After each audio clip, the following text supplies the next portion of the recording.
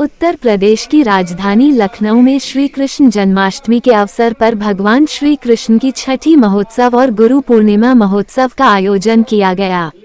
इस भव्य आयोजन पर श्री तुलसी पीठाधीश्वर एवं कथा व्यास तुलसी जी महाराज की 2 दिवसीय कथा का आयोजन किया गया। ये कार्यक्रम दिनांक 31 अगस्त 2024 और 1 सितंबर 2024 को लखनऊ के चौक एरिया में स्थित अटल बिहारी वाजपेयी कन्वेंशन सेंटर में आयोजित किया गया है। कथा के साथ भगवान श्री कृष्ण की जन्म लीला, नंद उत्सव लीला, श्री कृष्णा छठी महोत्सव एवं गुरु पूर्णिमा महोत्सव के साथ विशाल भंडारे का आयोजन भी किया गया। इस कार्यक्रम में मुख्य अतिथि के रूप में उत्तर प्रदेश के पूर्व उप मुख्यमंत्री और राज्यसभा सांसद दिनेश शर्मा और पूर्व कैबिनेट मंत्री महेंद्र सिंह सम्मिलित हुए। कार्यक्रम की शुरुआत सभी अतिथि द्वारा दीप प्रज्वलित कर की गई। विशिष्ट अतिथि के रूप में कांग्रेस से राज्यसभा सांसद प्रमोद तिवारी, मशहूर अभिनेता शेखर सुमन और मुंबई से बाला साहेब ठाकरे की पुत्रवधू स्मिता ठाकरे भी सम्मिलित हुई। सभी अतिथियों ने अपने संबोधन की शुरुआत लखनऊ वासियों का आभार व्यक्त करते हुए की। मुख्य अतिथि ने अपने संबोधन के दौरान कहा, लखनऊ नगरी भगवान श्री राम के अनुज के द्वारा बसाई गई है और यहाँ का धर्म प्रवाह विभिन्न स्थानों पर देखने को मिलता है। वहीं स्मिता ठाकरे ने लखनऊ की इस भव्य कथा आयोजन के लिए पीठाधीश्वर तुलसी जी महाराज का आभार व्यक्त करते हुए उन्हें आने वाले दिसंबर में महाराष्ट्र में कथा आयोजन और अंतर्राष्ट्रीय समुद्र आरती हेतु आमंत्रित किया। वहीं अभिनेता शेखर सुमन ने कहा, भक्तों का ये जमावड़ा मेरे मन को प्रफुल्लित कर रहा है और लखनऊ वासियों की तालियों ने मुझे ऊर्जावान कर दिया। तथा कांग्रेस सांसद प्रमोद तिवारी ने कहा, युद्ध भूमि में धर्म और सत्य के लिए श्री कृष्ण ने जो उपदेश दिया, आज हमें उसका अनुसरण करने की आवश्यकता है। इन सब के पश्चात तुलसी जी महाराज ने कहा कि सभी भक्तगणों को छठी का पर्व घर पर मनाना चाहिए, जिससे बच्चों के अंदर संस्कार विकसित हो सकें।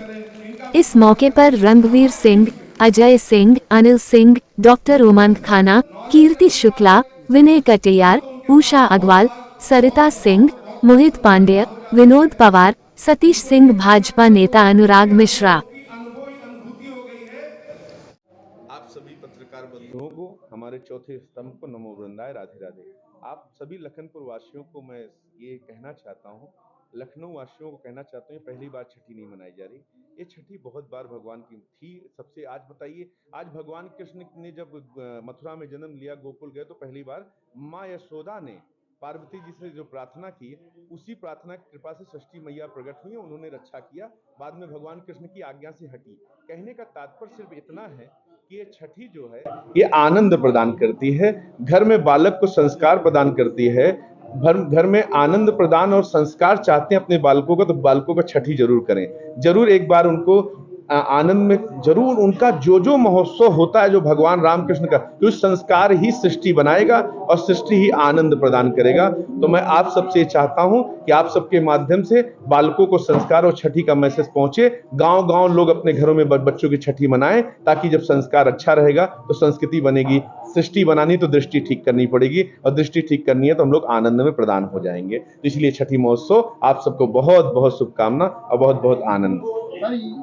धर्म के युवा है जो अलग कल्चर में जा रहे हैं, उनको क्या संदेश देंगे आज खास तौर पे? देखिए, मैं आपसे इतना कहता हूँ, सत्य परेशान हो सकता है, पराजित नहीं हो सकता। सत्य एक दिन ऐसा है कि मरते एक ही जैसे हैं, जन्म एक ही जैसे लेते हैं। आप एक बात समझ लीजिए, खाना भोजन प्रसाद एक जैसे करते हैं, आकाश एक है, पृथ्वी एक है, सूरज एक है। ये नियम केवल वहीं बदल रहे हैं जहाँ पे बदल सकते हैं, लेकिन एक दिन इनको संस्कार में वापस आना पड़ेगा। कोविड के दौरान सबने देखा होगा, हाथ भी धुलना सीख गए, दूर रहना भी सीख गए, बार बार का। ऐसे ही अगर ये नहीं सुधरेंगे तो प्रकृति इनको सुधार देगी। तो मैं चाहता हूँ अपने आप ही सुधर जाएं, ताकि प्रकृति इनको परेशान ना करे। प्रकृति का परीक्षा ना लें। प्रकृति अपने आप में स्वयं परमात्मा है। तो प्रकृति के साथ, जैसे पेड़ की छेड़छाड़ी हो रही है, इस समय प्रकृति बैलेंस हो रही है, बीमारियां बढ़ रही हैं। पेड़ लगाएं, वृक्ष लगाएं, नेचर बचाएं, पानी बचाएं। नहीं तो एक दिन हम लोगों को तकलीफ, दिल्ली में देखा पानी के लिए क्या हुआ। तो हम लोग चाहेंगे कि प्रकृति के साथ खिलवाड़ न करें और साथ में मिलकर प्रकृति की रक्षा करें, खूब आनंद लें। और अपने शुभकामना और अपनी छठी की बहुत सारी शुभकामना आप सबको भी, आपके समाज, हमारे भारत को भी, और लखनऊ को और प्रदेश को, सबको है। आप सभी आनंद लें और खूब नमो वृंदाय,